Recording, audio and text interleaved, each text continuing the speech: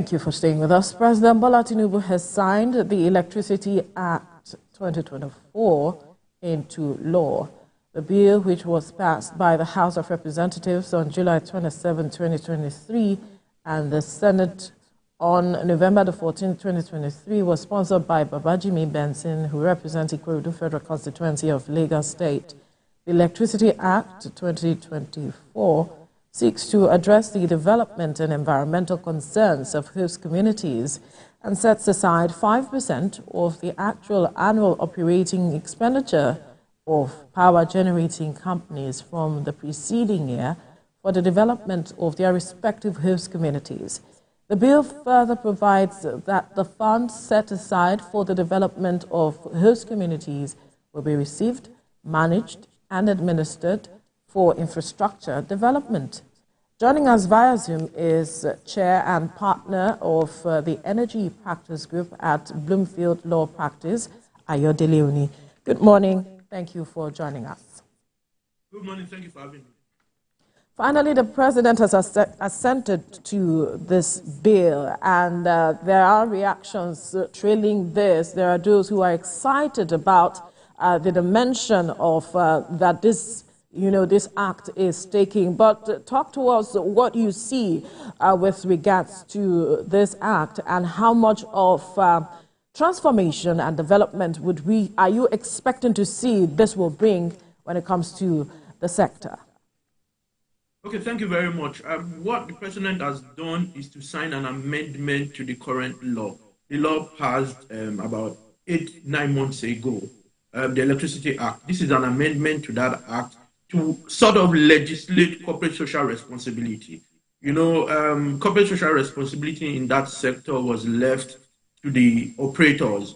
But with the law, there's now an obligation. The obligation is to reserve 5% of the actual operating expenditure for the previous year. So it won't directly impact power generation, but it will indirectly, because it then means that it has the potential to reduce arson, destruction of power equipment, and also it supports or provides further strength to the provisions around electricity theft in the Electricity Act. So what it does is indirectly it's part of the solution to the problem, but not the solution itself, such that when other things such as gas and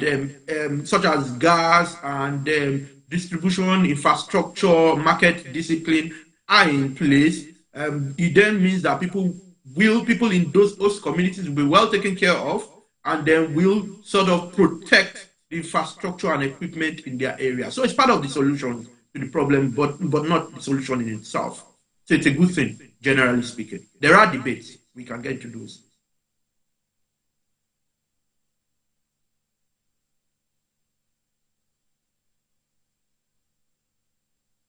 Issuance of licenses by state electricity boards. Are you convinced, states are up to the task of managing power in terms of, managing power generated within their jurisdictions?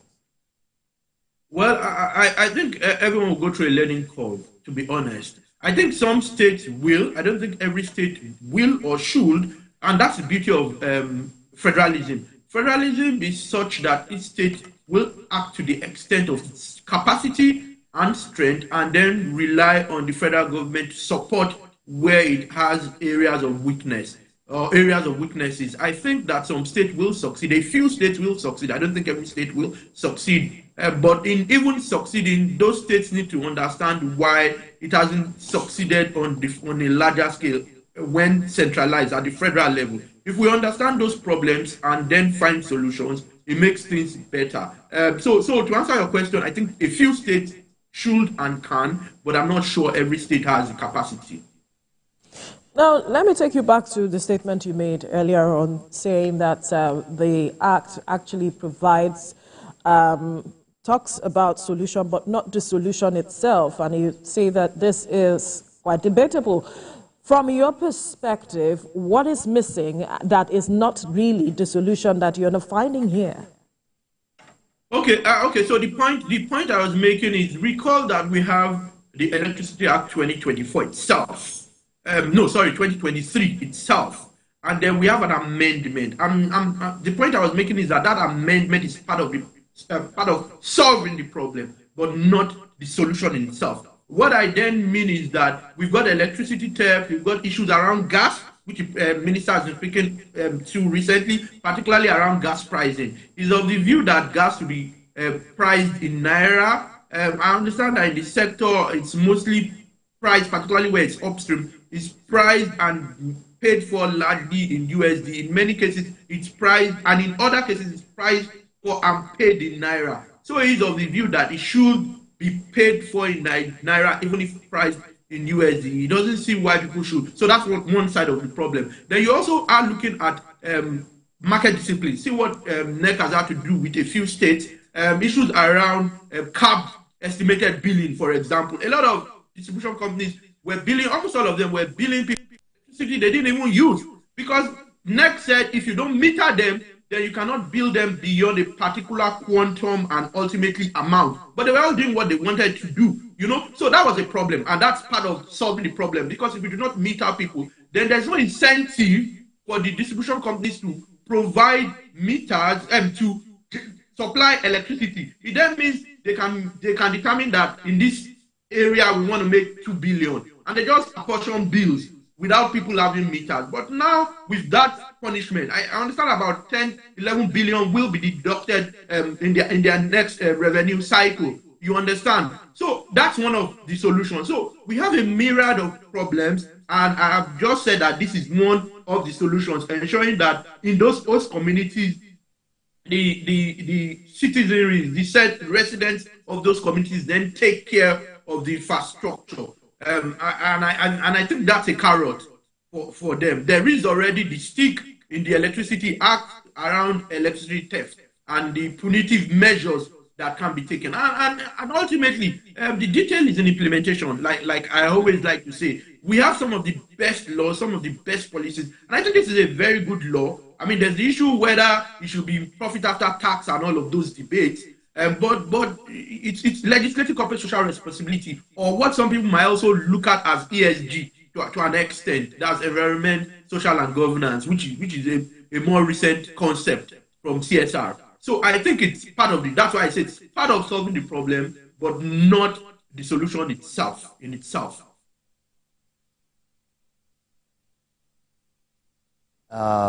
Generate electricity or regulate, not regulate, but generate or have sufficient resources to power up. But other states which are disadvantaged, what do you think they can do? Is that to say that people who reside in those states might not be able to enjoy or benefit from this latest act? Okay, yeah. So what it is it's a host communities thing. And it's just like in the oil and gas industry, similar to what you see in the PIA, where you have trust arrangements and all of those. So it's similar. If you don't live in those host communities, then you can't benefit. If you speak about the amendment act signed by the president, but if you speak about individual states being able to generate their own electricity, it's about capacity, right? So if more people get off the national grid, for example, or get off the back of NERC, it then means that the fewer people, the fewer the better for NERC, the fewer the better for the federation or for the federal government to be able to cater to, rather than catering to a mass of people. You have fewer people because a lot more people who have the capacity to do their own business are then facing their own business. And like I said, that's the funny federalism. If you go to any federal system, whether it's Canada, whether it's the US, it's the same system. If you have the capacity, you do it. If you do not have, then the federal government steps in to support your state, because not all states develop at the same level. So it's in two parts. That new amendment, not for everyone if you are not in the host community.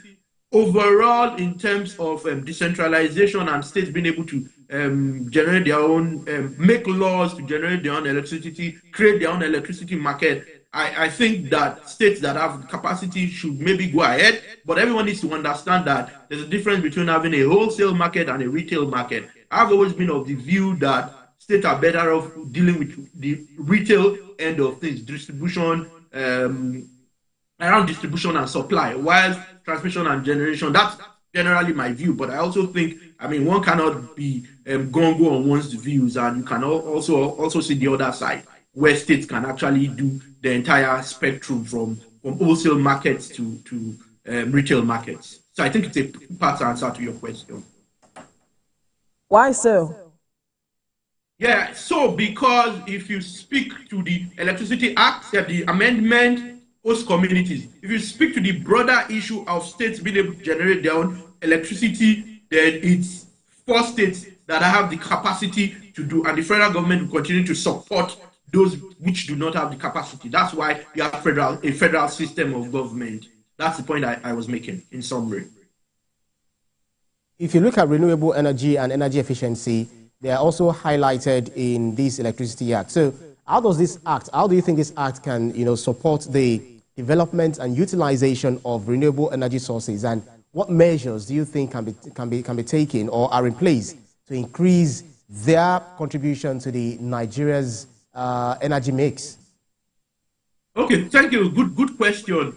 I've always been pro-Trump when it comes to energy policy. I think that we continue to need gas, and I think we need to have an African strategy for our natural resources. I think we continue to need gas, and I haven't seen anyone doing every industrialization relying on renewables. You can't call on renewables anytime you need it, but I think that we shouldn't also be left behind. Why saying that? I think we shouldn't be left behind. I think the Act does do a good job of encouraging, or in some cases, almost forcefully having generators take certain quantum of renewables. So it's good in terms of what you have on paper.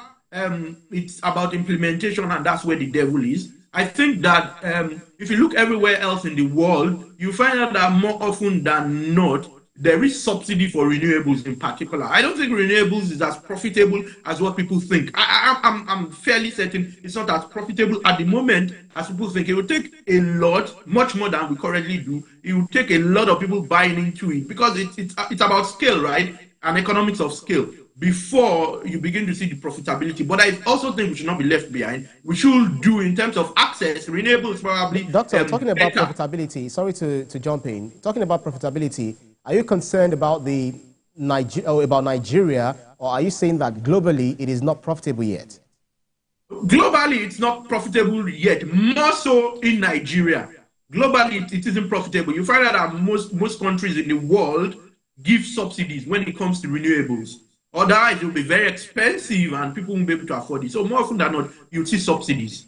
Yes, I mean, yeah, that's what it is. It's been less of that in the last 2-3 years, but overall, in the last decade or so, it's been huge subsidies for it to be profitable. And that's the same thing in the country. They get a lot of grants and all of those. Those are the things that drive what you see in renewables. But yeah, we shouldn't be left behind as a country. We should join the bandwagon, but we should do that smartly. We should continue to, of course, we can't cap in our oil and gas, because I mean, there's always the energy trilemma. Do you want to ensure that you are sustainable, yet you have energy security challenges. So we need to think about it and forge a delicate balance. That's my view. Is whatever structure we are putting in place may not attract investors, and so perhaps we need to look at it again.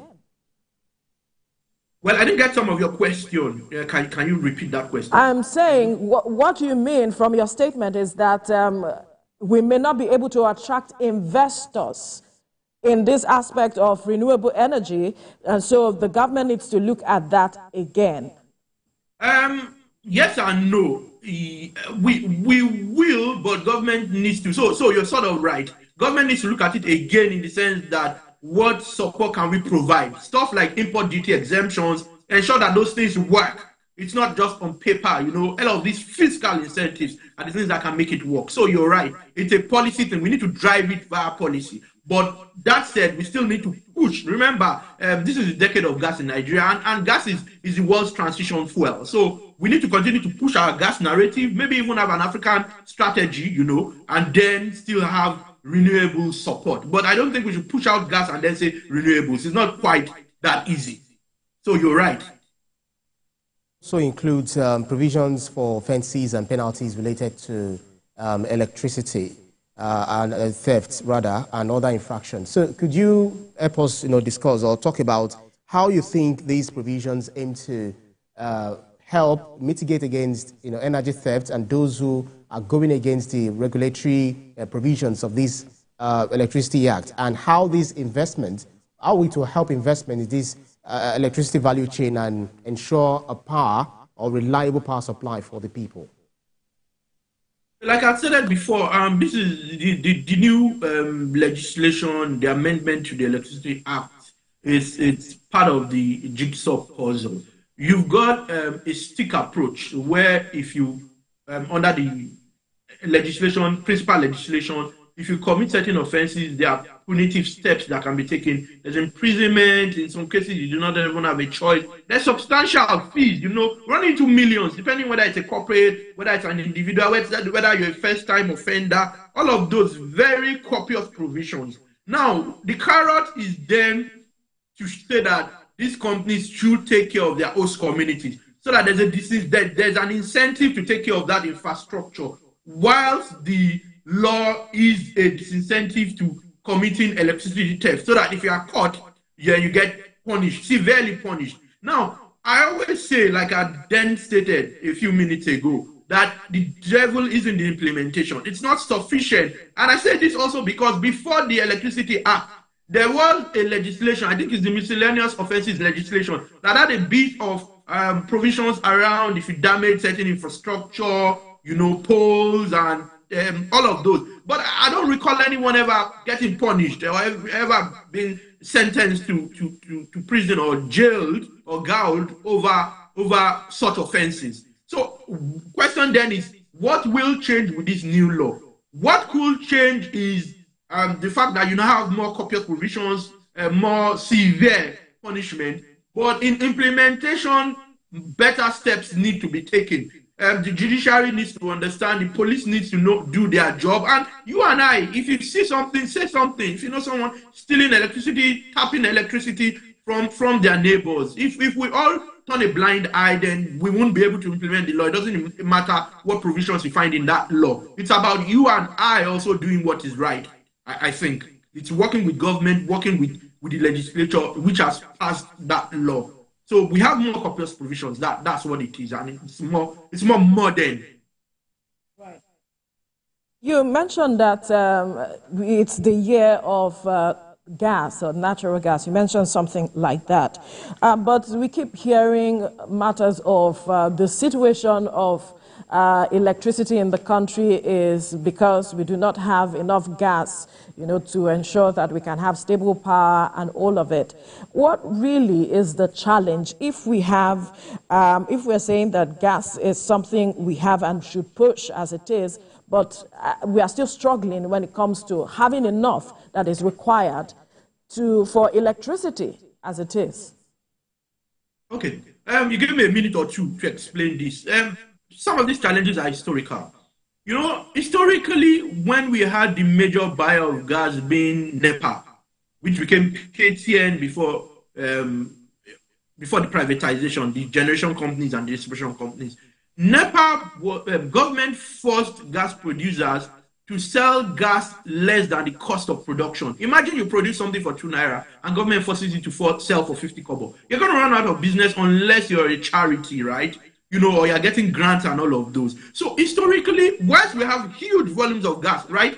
We are a gas province with some oil. Everyone says that, and it's true. But there's a difference between having gas, and I did write a thesis on that some years back. There's a difference between having gas in situ, in the ground, and having infrastructure. Gas requires a lot of infrastructure, whether it's physical, whether it's virtual infrastructure, to move from point of production to point of use. You need gas pipeline, So because the commercial arrangement was poor, people didn't invest. When people started to invest in the late 90s, in the 2000s, you had the auto condensate, you had the NLNG. It was export projects everyone started to do because the commercial arrangement locally was poor.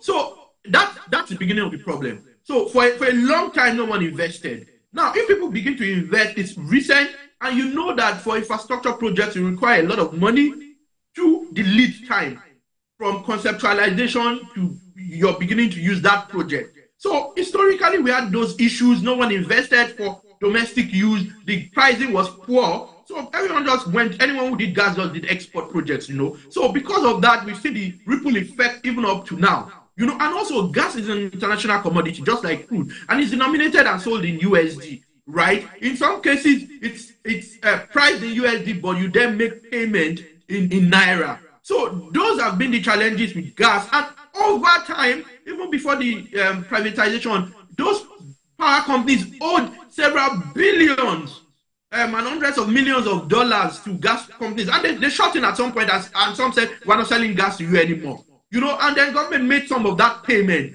but it was just some. Between the time government made that payment, when the monies were owed and when government made payment, additional sums had been owed. So that's been the recurring challenge. So it's not that we don't have gas. We have 236 trillion cubic feet or 208, 206? I think it's 236 trillion cubic feet of proven. Now, we're not talking about probable, we're not talking about possible reserves. We speak just about proven. So imagine what we will have when it comes to possible and probable. We probably are running into 500 trillion, probably more cubic feet. That's huge. We're what, 8, 9 in the world? But it's not about having that gas. It's about having the infrastructure. It's about having a good commercial arrangement, some of which the PIA has done, particularly with respect to infrastructure, with respect to pricing. There are still challenges here and there, and I think there's a dual interpretation of certain provisions in the PIA, which can then let you sell gas at almost any price you want to sell it, depending on what industry. So these have been the challenges. It would not take a magic wand, wouldn't do it. People need to invest. See, there's the AKK and the number of even gas projects that need to reach FID. I understand that there's probably a dispute in court on the AKK, one of the contractors. So when you see this, and when the judiciary doesn't understand how infrastructure works, it then becomes a problem because people run to court in the power sector, prevent tariff increases or the right tariffs. People run to court to prevent projects from going ahead, and they get injunctions because judiciary isn't carried along. So it's a myriad of problems, and we need to take several steps to solve each of those buckets of challenges. So that's the problem you have with gas: infrastructure, commercial arrangement, and maybe pricing to an extent, denomination of and the debt owed to companies. Please go on. Yes, we'll have to leave the conversation here now. Ayodele Oni, Chair and Partner of the Energy Practice Group at Bloomfield Law Practice. Thank you so much for your time on the program. Thank you very much for having me. Right.